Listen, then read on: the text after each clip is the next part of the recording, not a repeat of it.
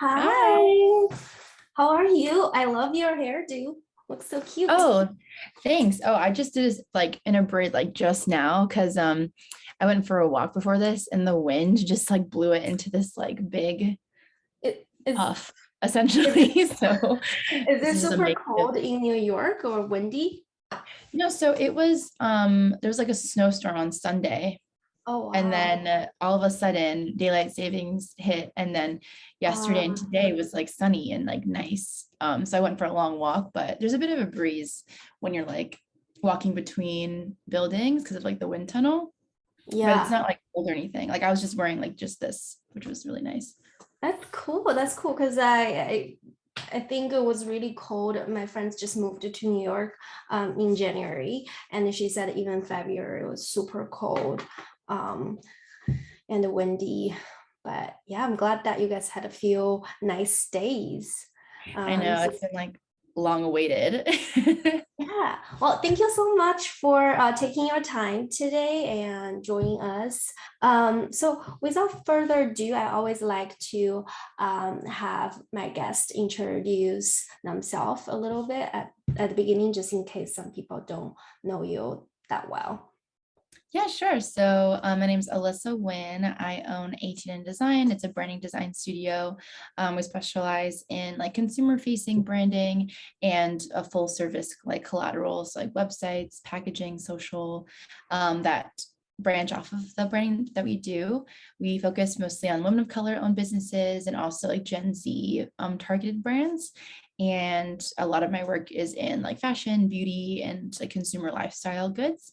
And I've been doing it for about 2 years now. I'm based in New York, and the course that I did was branding for Gen Z. Yeah, very cool. I actually watched your course, all three modules, and I learned quite a bit of stuff about Gen Z through your designing experiences. By the way, Tasha, if you have any questions, you can also just drop in here as we were going through a few questions. And Elisa, feel free to just like chime in and chat. And this is a very informal and a casual conversation. And if you feel like anything you want to share or you want to jump in, and feel free. So I want to make this more interactive. So I watched your course, and there are three. You categorize the Gen Z brands by three types. One's the raw, unfiltered, and edgy and cool, and colorful and fun. Do you feel pretty much all Gen Z brands fall into these three categories, or have you seen like other Gen Z brands doing slightly different, or maybe like a mash of between all three? Yeah. So I think those are like the three largest kind of umbrellas that you can like categorize things under. But I think there's like something to be said about maybe like a fourth category. I think this fourth category leans closer to millennial, but it's like the Mhm. clean aesthetic, like crisp modern brand. But Mhm. that's not, I wouldn't say that a lot of those are like super Gen Z, but it's more like a zillennial thing. So that's why I didn't include it. But I think that all Gen Z brands have at least the essence of one of those three. If they're not like, if they wouldn't even call themselves literally like edgy and cool, they are, maybe they're going for like an alternative thing. And that is still technically like a cooler vibe. So I think like all of the brands go for at least one of like the essences of those three, if not explicitly. And and that's captured either in their social presence or in their copy or in their photography or in their actual branding in some form of fashion. And I think you could like literally take any brand that's Gen Z targeted and you would find a way to categorize them in those three ways. Some to like a very intense degree than others. Like the ones that I use as the examples in the course are like the most concentrated forms that I could find. But I Mhm. think any of them, you could probably like say 20% this one, 80% this, and that kind of thing. Um, but yeah, because I think for this course, I researched over like, I want to say like 50 different brands. Like I'd like made a Mhm. spreadsheet or like I made like a Google Doc and just started pinning any brand that I could find on like Pinterest, that was on my Instagram feed, that was like on TikToks, in hauls. And then I just looked at all of their brand present Branding. materials and like I started like listing adjectives that all of them gave me. And then those were the three that kept coming up. And that's how I created those categories. Yeah, I'm glad you brought it up. You call it Gen Z, between Gen Z and millennial.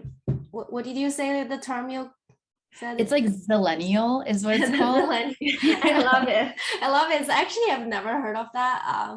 But that make a lot of sense. And I feel like a lot of a brand is probably falling into that, because I can see a lot of brands wanted to target both millennial and the Gen Z.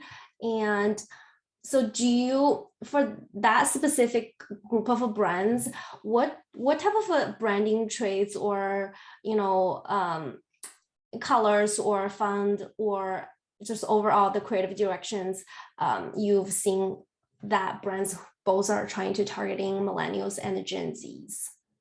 Yeah, so I think that if you're like a zillennial brand, what you take on that's like Gen Z-esque versus millennial-esque depends on like what type of zillennial you're going for. Because if you think about like your target audience, like there's the zillennial that's like they're not on TikTok, they feel a little old for it, but and maybe they're in like the Soul Cycle kind of vibe, like the Peloton-esque thing. So maybe aesthetically you go millennial looking, but maybe like they're like only like 23, like they're right on the cusp, and maybe they don't have like the income or like the expectation of quality that like someone who's like 29 has. So in that way, you would do like pricing and social closer to like Gen Z, that's like lower cost. So that's an example of how you can mesh different things creatively. But let's say you have a zillennial who's like, so I am technically Gen Z age-wise, but I'm also a 90s baby, so I sometimes identify as zillennial. So if you're targeting someone like me, maybe you're not going to do like the brutalist, like really bright, super neon colors, because like I still like, I'm wearing a blazer right now, like, I still like like a bit of that kind of like millennial pink minimal Glossier vibe. So maybe you would do like a mixture of like the colorful fun, but also like that minimal crisp look. So like maybe your photography is more crisp. Like good example is like Girlfriend Collective or Outdoor Voices example, Yeah. maybe. And then with regards to like your social presence, maybe you're not like as meme and like internet culture-y as like some deep Gen Z brands are, but you're not necessarily like super professional and like disconnected. So that's just an example of like, it's all a spectrum. I don't think any brand is like only targeting 19-year-olds and like on TikTok, I think all brands are kind of targeting a wide net, but it's just like what type of Gen Z or what type of zillennial or what type of millennial are you targeting, like income wise, background wise, lifestyle wise, and then you tweak what parts of the brand are Gen Z and what parts of the brand are a little bit more mature in that way. Yeah, that makes sense. And then and that sort of like brought me into like a related question when you mentioned about TikTok previously. Obviously, like the branding stuff you did for Gen Z is mostly for Instagram branding, which is really beautiful, very branded. But you know this better than all of us. TikTok is a whole another different beast, and what you do on Instagram is not really translating really well in TikTok, because the audience doesn't look like the polished, the glossy look. They look the raw, unfiltered, almost like kind of like really undesigned look. And so I was wondering if you have done any TikTok branding strategy with any Gen Z brands, and what are the angles there, and how do they take their brand from Instagram to TikTok if they really want to explore that? Yeah, I think the biggest thing that, like the biggest mistake you can make with TikTok is like trying to approach it the same way you with Instagram, where you like look at like what's trending and you like have templates and all of these things. I think with TikTok, it's really all about like this genuine question is like, is this entertaining? Yes or no. Versus Instagram, you have like a lot of different metrics for like if the content is successful. Like, is it shareable? Is it savable? Is it helpful? Is it funny? Is it pretty? Like Instagram, there's like lots of different value that you could provide. But with TikTok, it's like the question is it like entertaining, yes or no? Even like cooking videos, like they have to be like, and if you know like Emily Mariko, I don't know if anyone knows Yes. that is, but right, like people watch her specifically because there's like this like really pleasing way that she cooks. It's not just, if we wanted to cook, we'd probably just like watch a YouTube video. Yeah. But people want this like ASMR crispness watching, like, and so with TikTok, it's like, is it entertaining, yes or no, is the first question. And like that's not a translatable thing. Like I would never call an Instagram carousel entertaining. So with Gen Z brands, like like if you're going to do a trending sound and try and apply it to your business, like it has to be like an actual funny joke, if that makes sense. Like, or that's why you see brands who are trying to use trending sounds or trying to participate in trends, they might flop because they're not, and asking themselves this question, like if I were to see this unrelated to the brand, like would I laugh or would I keep watching, yes or no? So it's really kind of it's like speed dating, and it's like you have to put your best foot forward. Like if no one doesn't, if people don't know anything about your brand at all, are they gonna like enjoy this video, yes or no? Whereas on Instagram, like you can assume that the people are seeing the content are interested in this kind of stuff anyways. Yeah, so it's like a whole different beast. And I think like people focus too much on like content pillars with TikTok, like focus too much on like 9 seconds versus 15. It's really not about that. Like I'll watch a 3-minute video on TikTok, but like, is it entertaining? Like, that's really it. Like, yeah. And I think brands that do a really good job on TikTok put a lot of money into like user generated content, micro influencers who really know what they're doing. And,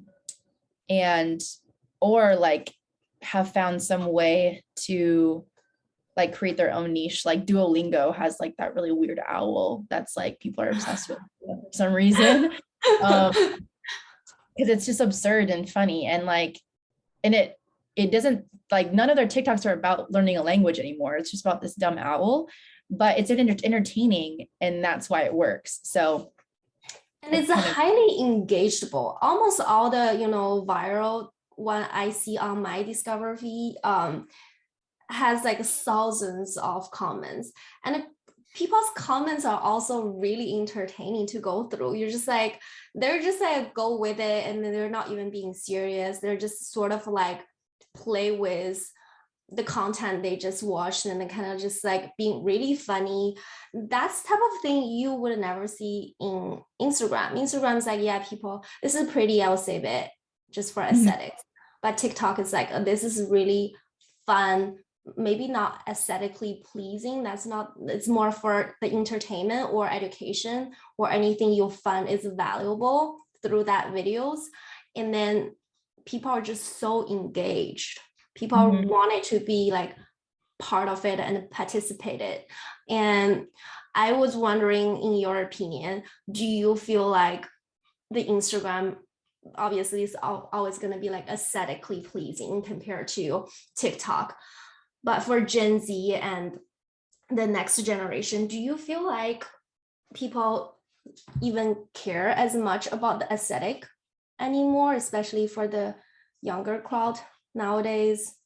Yeah, so I think that Gen Z likes to say that we like it raw and like unfiltered, but I think we like a controlled type of rawness, if that makes sense. Like we don't want people literally posting pictures of like garbage dumps, like we want like, people are post like photo dumps are big now. Even like brands are doing photo dumps, but they're curated. Like there's still some aesthetic quality to it. So it's like feigned unfilteredness. So I think that like people don't maybe like to feel like they're being edited, but there is always a level of like aesthetic curation happening. But I think we just want to tone down the level of artificiality that's going on. But I still think aesthetics will always matter. And I mean, for example, there was like in 2017, I want to say like Visco was huge everywhere because it's like, and Mhm. everyone was editing their photos with these like really orange saturated filters. Filters. And if you go on any influencer's profile and scroll back to 2017 to 2019, you'll see that. And then there's like this huge like wave where it just transitions and now nobody's editing or filtering their photos at all. But if you actually look at it, people are editing their pictures. They're increasing the brightness. They're, like fixing the warmth, whatever, but they don't look like a filter, but they are filtered still. Yeah. That's kind of the general, you can apply that kind of like unfiltered filter everywhere. Mhm. So even brands that claim that they're like keeping it real, they're, very honest, transparent, their copywriting is going through like rounds and rounds and rounds of revision. They probably have like 10 people per caption writing that stuff. Like I've done TikTok work for brands as like an influencer, which is kind of crazy. But like a TikTok that looks like it takes me 10 seconds to film, I've sent 4 versions of that, and it's taken us 2.5 weeks one video. But the video itself just has like raw TikTok text, and like it's just shot in my bedroom. So it looks like I'm some 22-year-old girl who just filmed this, but there's a whole thing behind it. So I think that like the long-winded answer, I think we're just looking for something that feels more real, but it doesn't necessarily always have to be like this crazy or like organic, untouched thing. I think what they're always, because if it's untouched, then it's probably like, then we have no way of filtering it from the actual like unnecessary, like unuseful things. Yeah, that makes a lot of sense. Even that you can even see with fashion and beauty. The Gen Z is like not about like the glamorous look. They don't want a full makeup. They don't want to like whole blowout hair. They want that effortless, easy, done and undone look, and then makeup look. So that kind of makes sense that when it comes to like aesthetics of the whole branding and the creative directions, that's sort of what Gen Zs are pushing forward. They don't want it to look, they spend 3 hours getting ready, but maybe they are secretly spent 2 hours. You don't see it maybe right away, but there is a lot of production effort, time, and goes into that imageries. So I guess in that sense, it is not necessarily like aesthetic. It's still a thing. It's just different type of aesthetics. Gen Zs are preferred compared to millennials. That is really cool. I wonder, since you've done like brand collaboration work on TikTok, what type of hooks you've seen, or what type of like a caption? Because I know on TikTok the captions is really short. So what is like an overall strategy for hooking people in on TikTok, and the caption strategies on TikTok for brands? Yeah, I think, when I'm making a TikTok, I kind of think of like, there are 3 different ways that I kind of strategize trying to make a video viral. Doesn't always work, but one way is to be contentious. And I think that's like, like not start an argument in the comments, for example, but like sometimes your caption will be like funny or a joke, or it's something, it comments on a topic that like needs further elaboration, people in the comments, for example. So an example of this that I'll use my own account, is I made a video that was like my hot takes as a designer, and that the whole video is just text on the screen of my opinions of like things that people might get mad about, but that I think are valid. And then I say in the caption, super short, just like, do you agree, yes or no? And then you can read that. I got like 40 comments on that video of people are disagreeing or agreeing with me, people disagreeing with each other or agreeing with each other. So that's like a contentious type. And then you also have the kind that's like interactive. So I did a video that was like what question, like, hi, like I'm a designer, what questions do you have for me? Comment them down below, and like I'll respond to them. And then that encourages engagement. So that's like I'm directly asking for interaction. And then there's another kind where it's like where I feel like I'm just banking on the entertainment value of the video, and the caption is just supposed to elevate that. So let's say like I did this video that was like roasting my previous designs, where and so the video itself is the meat, like the caption really doesn't mean anything, but the caption was just me being like BRB crying, or like BRB like hiding in embarrassment if anyone ever sees this. And it's like funnier because the video blew up, like the caption is now funnier. So like you can kind of, those are like the three different ways that I think about my content. It's like, am I trying to engage in like a provocative way, in like a direct way, or am I really just trying to like entertain? And those are the three that I think about whenever I'm making my TikToks, either for a brand or for my own studio. And I've found through my many hours of TikTok use that tends to be like the main categories that people try and grab at attention. Yeah, I love that. And do you feel like, because all the TikToks who are doing well, I see I'm a creeper on TikTok. I don't really produce anything. I just go through hours of content. But I notice like almost everything that is doing well is it has a face. It has that person's face in there, even if it's a stitch, or if it's a reaction videos, or if it's just, it always has that person in there. Do you think that's like a huge component, make it more for TikTok more engageable, more personal and relatable, because there is a literal face on it, whether or not you are a creator or a brand? Yeah, I think like, I don't think it's so much as like a face, because I think there's like this side of TikTok that I'm on it, where it's just like aesthetic shots of like coffee being made, and like you never see the person's face, but they're just like hands. I think, but it's like you associate this style of video and these person's hands with a type of like experience as a viewer. So and so it's like you come to view each account as like their own brand, whether or not they're like this individual making them in their like mom's kitchen, or if they're like an actual consumer brand. I'm not sure I understand. Oh, sorry. I'm like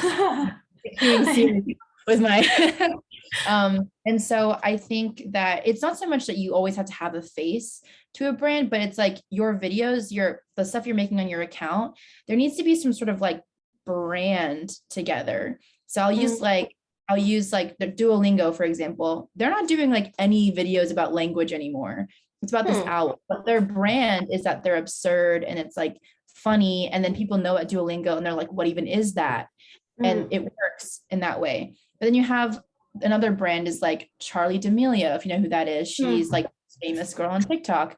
Her brand used to be dancing, but now her brand is that she is like, she's banking on like the fact that she doesn't dance anymore, if that makes sense. Like her, like she is her brand and that's her face. But then there's like Emily Marico, her brand is like cooking and bending over her kitchen table. And so it doesn't really matter like necessarily like if we see your face, if we know what you sound like, if we know your last name, it's like you're creating this umbrella of content that makes sense for your brand or your account. And I'll use myself as an example. I have a personal TikTok account, right? And like, I didn't even realize it, but my brand, like my videos that do the best on my personal account are videos where I talk about like being 22 in New York. All my other videos of like anything else that I do, like dancing videos, just like clothing hauls, nothing does performs as well as when I talk about specifically being in New York and being in my 20s, talking about bars, talking about dating, whatever, apartment searching. But if it's related to being 20 in New York, it blows up for my brand. And I think there's something to be said about that.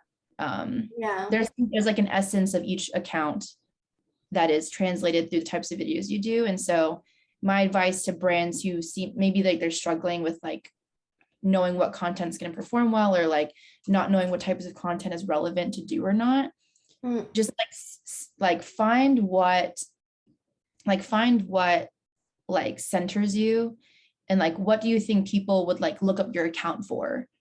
Like if I were to be like, if you were to suggest my account to somebody, someone would be like, oh yeah, like look up Alyssa's account. It's like if you like being young in New York type of stuff. And like you would go to my account, someone would follow me because I do that kind of stuff.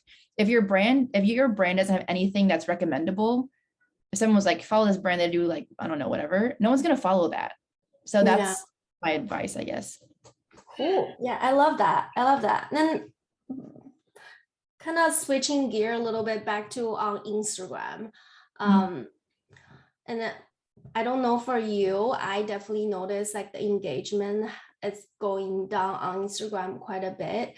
Do you necessarily have any like new strategy this year or next for kind of getting more engaged? Like what type of content you think will be good to post for brands or creators to getting more engagement on Instagram? Because it's just so low compared to TikTok. Yeah, it's like getting really low right now. I think this sounds kind of like cliche, but I think what's happening right now is that like Instagram is pushing reels so much that like people who reels weren't really right for started doing them. And then we all our timelines for like 3 months were just reels, and like we became sick of them, we stopped watching them. And then now they've like eased up on it. And then for a while it was like all IGTV, or it was like all of those like collab posts where like 2 accounts share it. And so when we're all strategizing on like what to post for engagement, you're seeing the same stuff, like homogenous posts on your timeline. And at least for me, like I just zone out. I don't even like anything anymore, even though it's like really good content. What grabs my attention is when something is posted, like it doesn't matter if it's like a video, if it's a carousel, if it's a static, if it's a reel, but if it's something that's like against the grain, not necessarily in like a no one else is doing it, but it's like it just seems like it was posted because like the account thought people would enjoy it. And so I stopped doing that, where I stopped paying attention to like what's supposed to perform well, and I just post like what do I think is what am I not seeing on my timeline right now, or like what am I not seeing in my community, and like what would people like to see. And so I haven't seen any like humorous TikTok videos in a while, so I was like, maybe I'll just make one of those.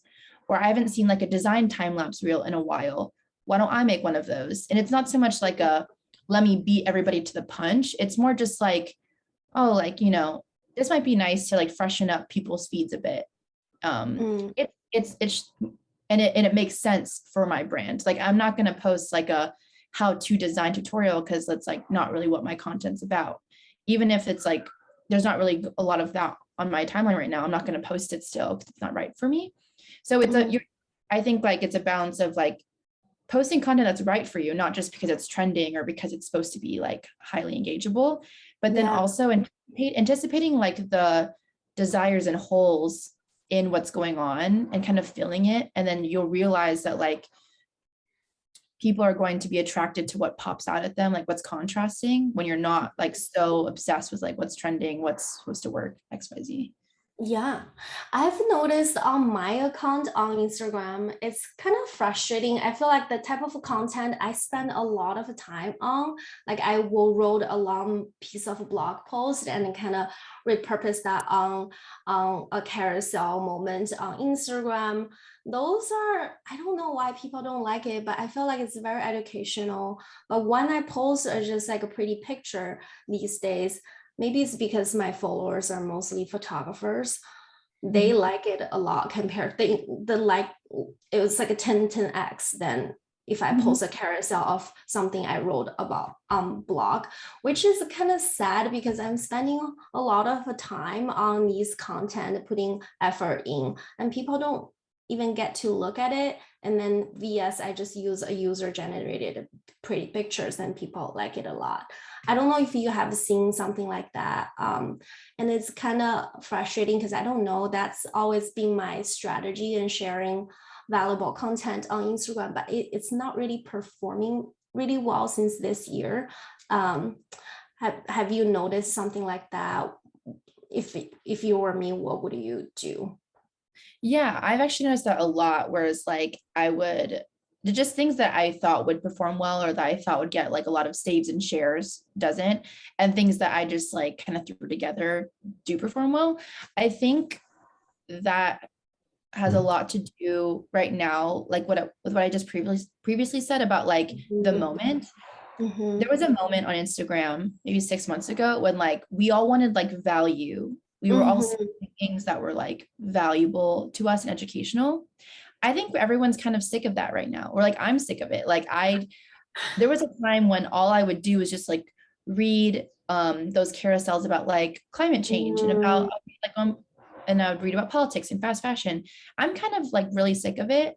I kind of want to go to Instagram to see like pictures of puppies and like outfit info, and yeah, that's kind of all I want to see right now. I'm not watching literally any reels. I'm not watching any IGTVs. I barely read carousels, and that says someone who would like actively try to support other creators, and I'm not even doing that.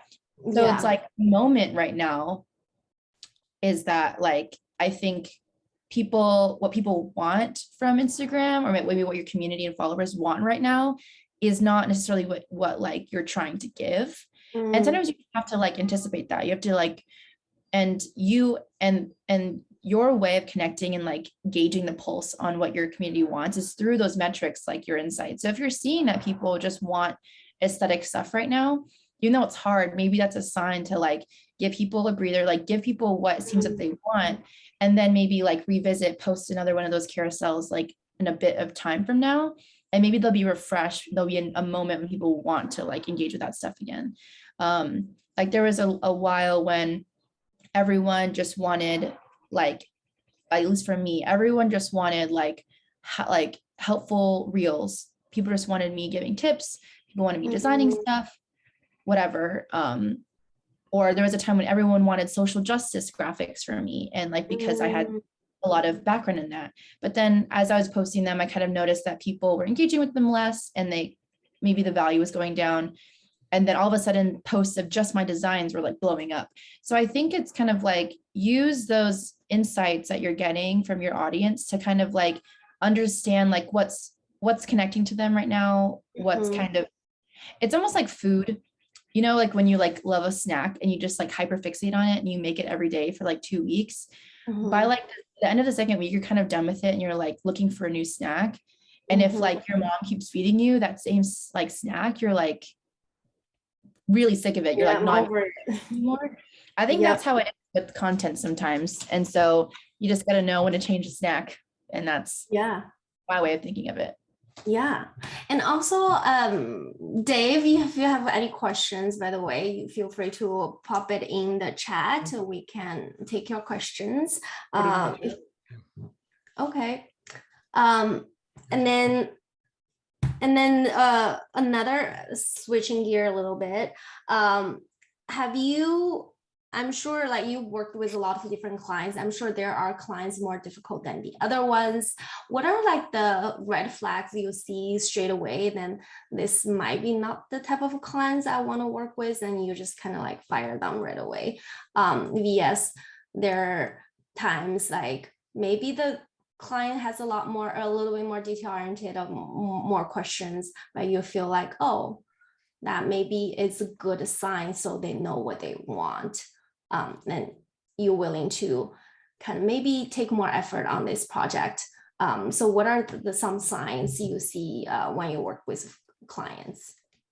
I think like red flags for sure are just like how they go about reaching out to me, and like the first discussion that we have about like their needs, how the call goes. So for example, like it's a pretty easy process. Like you go to my website and you fill out a form, and that's like it. And I kind of talk about that a lot, like if you want a book, whatever. So if someone reaches out to me via DMs, that's not always a red flag, and I'll be like, oh, like go to my website. But if someone like, cold emails me and they're just like, I want you to do a website for me, how much? Like it kind of shows me that they didn't even take the time to like try and educate themselves and like meet me halfway. And so that's sort of a red flag to me, that maybe they're not the most like detail oriented, not attentive. Maybe they're not like going to put in the effort to like match me on things. Another red flag is like during the call, if it kind of seems like they're not really listening to what I have to say, because like during my consultation, I treat it like a consultation though, like tell me their needs and I suggest like what sounds right to them and that kind of thing. If it kind of seems like they already know what they want, they don't really care what I have to say, that's a red flag for me. Also, I would say that like the way that you can always tell in the tone if someone considers me their equal or if they're like, they want to hire me, as in like I work for them, not with them. And I think that's something that, especially whenever, because of my age, that's a big thing for me that I always make sure there's like this like layer of respect to like no matter what happens, they're not going to demean me or see me as less than. And that's always something, whether like you're my age or whatever, there's always something that I think people be insecure about with regards to like clients being able to like talk down to them. So if there's any kind of like inkling of that, absolutely not. But with green flags, like for clients that like I'll work with their budget to make sure I work with them, is like those clients that show me that they've like done their research. So talk about products that I've done. They'll, they've seen the pricing guide. They like kind of are familiar with the packages and read stuff on my website. Also that they're like understanding about like me not having a booking right away open, or being transparent about like, not having enough money or like, but wanting to respect my pricing, that kind of thing. So it's like someone who just seems informed and like wants to meet me somewhere, that's a green flag. And I'll work with that. But otherwise, I like to give people the benefit of the doubt. So I don't try and like nitpick so much. But if I do see that initial just like lack of effort, that is like pretty like flag for me. Totally. I think Dave have a question in the chat. So I'm a scientist and I'm trying to do an old, I guess I'm getting old, geology college teacher. And I want to, there's a group of people every year that are taking geology courses. And I want to do online things of like rock identifications and things like that. This is different than, your designs, but I took this course just to become more aware of how clueless I am.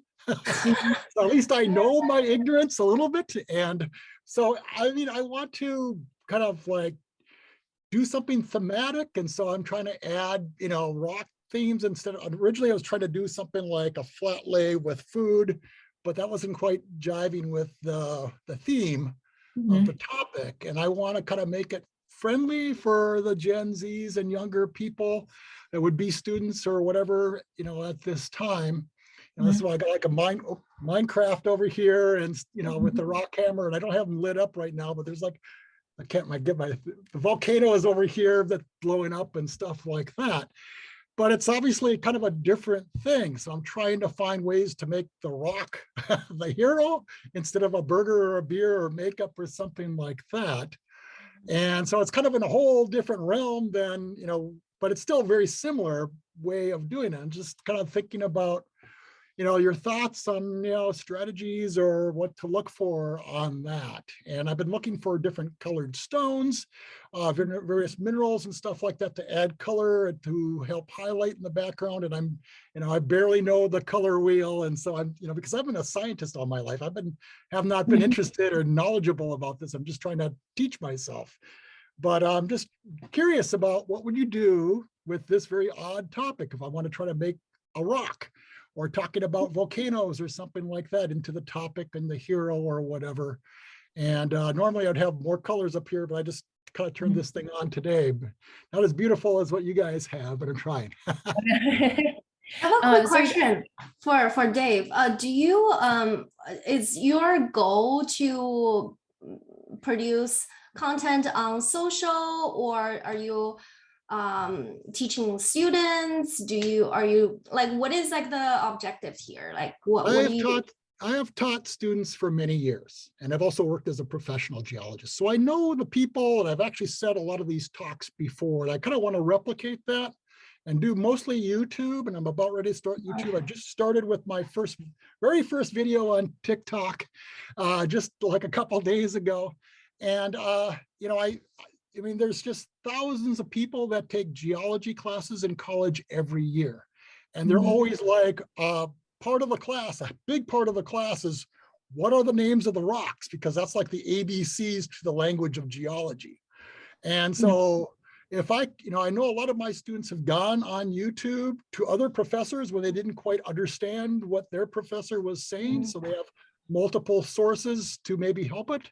And there really isn't anyone out there. I mean, typically the way you do it is you just got a rock on a table, it's really blah and not well lit and all this stuff. And I figured out how to do it in 3D and be able to manipulate it online and zoom in and out on 3D. So it kind of has that special look to it. But nonetheless, like I said, my knowledge of design and presentation and this beautiful formats that you guys are doing, almost nil. Okay. So Okay. I'm just trying to glean a little bit from it to kind of, find the path a little bit better, I guess, to work on it. Yeah. And, it's just a rock, but but some rocks are quite pretty, and there's definitely a group of people out there. And then from that, I can sell, publications, classes, trainings, Mhm. field trips, Yeah. things like That's really cool. I mean, I think that quite honestly, it wouldn't make any sense to try and take like design aesthetics or like try and lean design heavy into what you do if it's not natural to you. Like, I think that your brand, at least just from like this really short conversation we're having, your brand is very like, it's very welcoming, friendly. And it's like, you have like the cute, like professor going on, like thing going on. And I think that, for example, why does Bill Nye work still? Or like, why does like Hank Green and John Green work?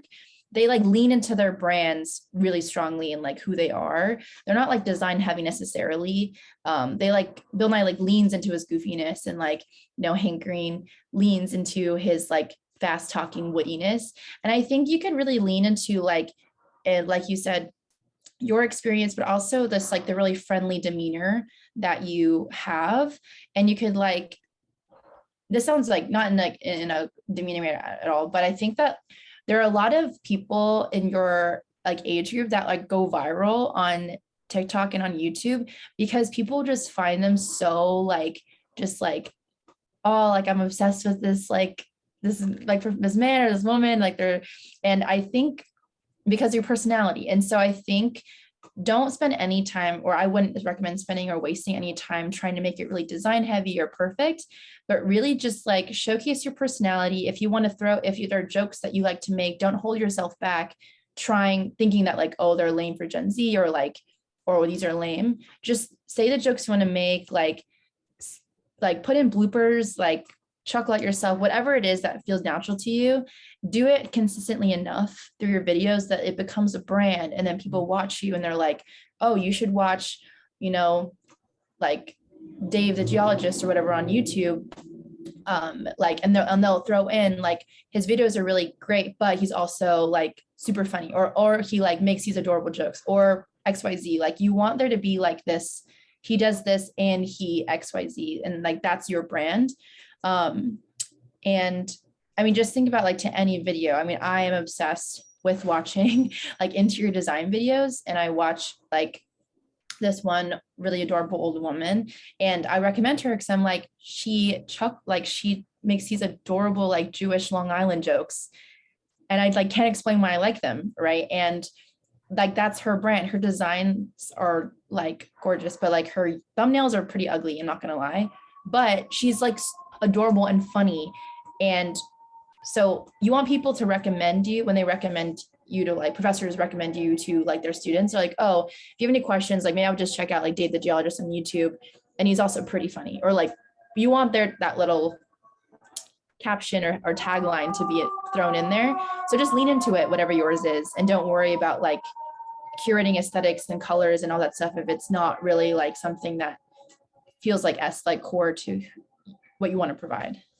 All right, that's great. I love those great advice, and I definitely agree with Alyssa on that. And I've seen personally a lot of TikTokers. That's another reason I really like TikTokers, because you really see not pretty things, but so funny and so engaged, and you love it. And then I see a lot of people in your age group are on TikTok who are just blowing up. And I see this account is a grandma who's really old, always saying cursing words or just really kind of doing weird things with her grandson.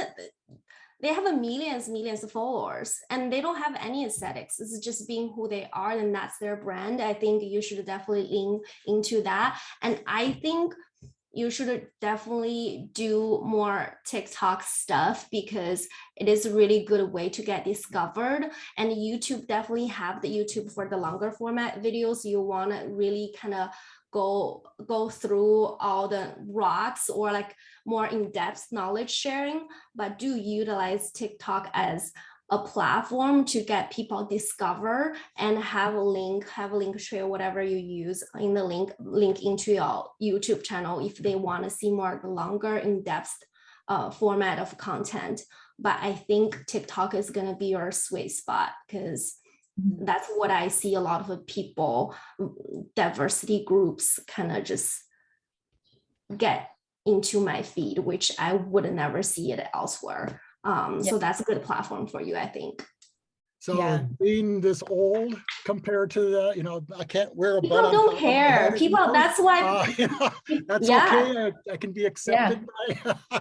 100%. They're all sort of a type of a group of people on TikTok, and they get millions of views. Doesn't matter. You don't have a cool aesthetics at all, and then that's not what TikTok's about, to be frank. So yeah. I also would say, like, if you want like an actionable thing to help you too when you're shooting your videos, is pick like a format or pick like a saying and like stick with it. So that's kind of like what I said about like reinforcing your brand. Like if there's like a saying at the beginning of every your videos, so that if people are scrolling on TikTok and they like hear that saying the first 2 seconds, they're like, oh wait, this is Dave, if that makes sense. And use the same phrases in your YouTube, and like keep the same format each time. So when people are scrolling, they recognize you. And even if like your content gets shared, for example, people will like, without you looking to tap back to your profile, know that it's you. And you'll find that any successful like educational TikTok account or YouTube account does this. They have like a tagline that they say in the beginning or at the end, or there's like a specific like filming background they always use to like where you're sitting. And like, even if you start to do like a series, for example, like if you do like, there's a series of videos that you do that are like all like Rocks 101, call it that and be like, welcome to Rocks 101. So people, and like put the title on your videos. If you weren't scrolling on your profile, they're like, you can click on Rocks 101. And if you do another series, like name them and like say them, and then you become known for these things. So try and then as consistent as you can. And with like the format, the things that you like, the way that you deliver things, and then also with like how often you post, and that should really help you a lot, hopefully. Very good. I appreciate that very much. Yeah. No worries. Yeah, it's just I know how to teach. I know my lectures. I know my topic, but obviously this is a new zone of things that I'm, not totally comfortable with, and not really sure if, I don't want to put my foot in my mouth all the way to my knee, so I just, and so I'm just trying to do my best to figure this out, because I'm from kind of a different realm, and, trying to find a way to apply it. So that's good. That's good to know. Cool. Yeah. I have another question for Alyssa. That because Gen Z branding is very trendy compared to other, compared to the millennial could be trendy, but I feel like Gen Z is more trendy and punchy. Do you think because of that, do you think Gen Z brand always need a brand refresher because they're trendy? So I think it depends on how well the brand has like set up their foundations. Like, naturally, right, Gen Z is getting older. Like we're aging. So if your brand has set itself up to target 18-year-olds, that's an issue. You're going to have to constantly refresh, because you're having to cater to what 18-year-olds in 2022 like, then what 18-year-olds in 2025 like, 18-year-olds in 2030, versus if you are actually doing your research and you're targeting Gen Z, as like, and you set the foundations and strategy and everything to be for Gen Z, then you should be aging with the group that you have targeted. So it's not trendy. You are aging with like appropriately. So if you have developed your whole brand around an age group or like a level of maturity, that's not going to, you're going to have to refresh, because those people you originally branded yourself for are going to be 30 in a decade. And it's not going to work anymore. But if you are targeting like a demographic, like that's why I say branding for Gen Z, not branding for 18-year-olds, because then it's like you understand, like you tap into nostalgia, you tap into their values, their experiences growing up in a pandemic, and then those things like don't age out. And so, and you're maturing with them, like with their humor, using them in your content. And so it's not never going to go out of style, because like those people are always going to be there. So yeah, so I think that's the biggest thing, where it's like, I wouldn't call Gen Z trendy. It's just like, it's like what is trending at the moment, but pretty soon it's going to be whatever generations after us. I don't even, is it Gen X? I don't even know, but like somebody's coming after us already, right? So like, and yes, I think it's like, it should be about the people, about their experiences, like their preferences, their lifestyles, not about their age, because that's when you're gonna like it shouldn't be about surface level things. Because when you do surface level stuff, that's when you age out really fast. If you're really properly doing your research with your target audience and profiles, and like understanding what their wants and needs and like experiences and desires are, you're really gonna be able to brand and exist with like a lot of long-term success, I think. Yeah, I agree. But I do feel like brands need brand refreshers. It depends on, obviously, also like the budget. If the brand has more budget and they can do more for refresher, then don't. And also depends on if your brand is growing a lot and you start having all these different umbrella categories, and that may be targeting more of older crowd, even younger crowd, and then you do need a branding according to all these umbrellas you have. Have you seen brand have you seen brand coming to you, ask a brand refresher? Maybe they are more Gen Z now. Well, maybe they are more millennial now. They want to target more of the Gen Z. Have you seen a lot of brands doing that?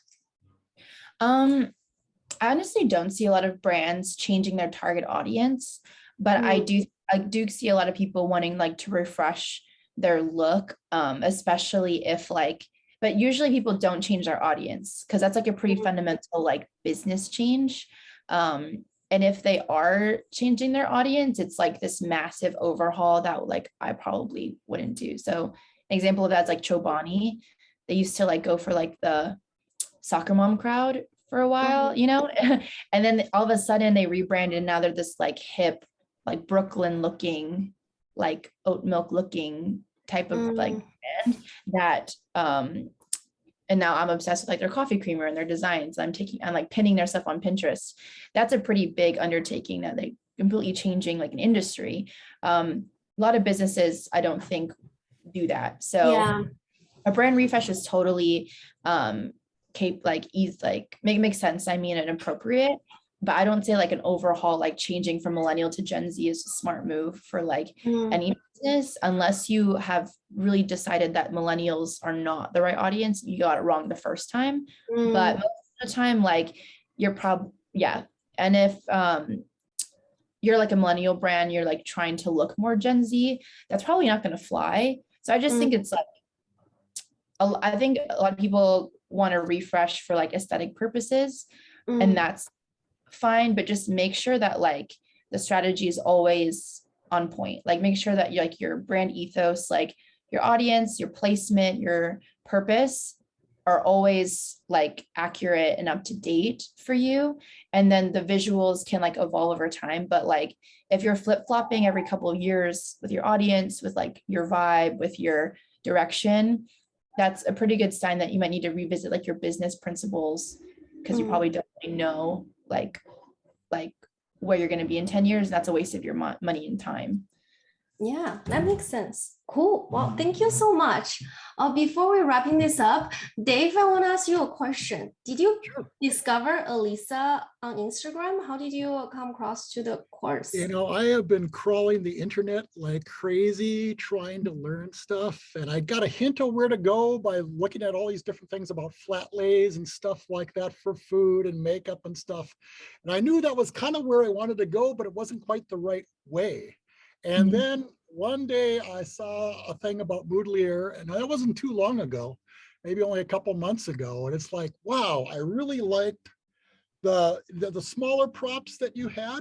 And I thought, well, you put a rock behind in front of one of your smaller rolling, wavy designs. And it's like, I guess that's what I've been looking for. It's like no one else had that. And I was really excited about it. And then I saw that you had classes. I actually bought a couple. One of your 3-piece sets and then another piece as well, kind of the steps and stuff like that. And it's like, really cool. I needed this kind of background because it was just kind of like the rocks are not big, but it needs something interesting in the background that kind of gives a depth and offset. And I thought the colors, situation could be good. And so it's like, I'm just kind of going on gut, but it's like, wow, this is exactly, I'd seen so many things. I'd crawled over YouTube and stuff. And it's like, I had never heard of you guys before, and somehow I started coming across it. And it's like, this is exactly what I need. And that's really cool. I love that. About your classes, and it's like, I'm clueless. I need to know more about this, at least know how ignorant I really am. And that's kind of how I got into this. That makes me really happy. Like, to be frank, you're not like the specific age group we're targeting. We're targeting mostly 20 to 40s, but like, I love that you discovered us, and I love that you wanted to make stuff more aesthetically pleasing. And I can see that could be potentially, obviously, do like what Alyssa and I previously told you, just be you. You don't have to get all these like fancy things that try to be aesthetics, but I can see a really cool contracts come for you if you have really cool aesthetics, and then there's just gonna be like a lot of like contrast, and then people are gonna be even more intrigued to see, like, find out, oh, who is Dave, has like a cool aesthetics that is, you're not expecting that from Dave, but like you see that could be like a potential hook for you too, if that's something you're already trying to learn or already trying to get to that direction. I can definitely see that would be really cool for you too. I was just curious because I don't know how people find Alyssa or find me on the internet. So I just wanted to ask. There was a couple reviews, I think, of Moodlier, and that's that I saw online, and that's made me aware of you. And I know I'm going to be doing mistakes, but at least I'm got a couple steps down the right path, I guess.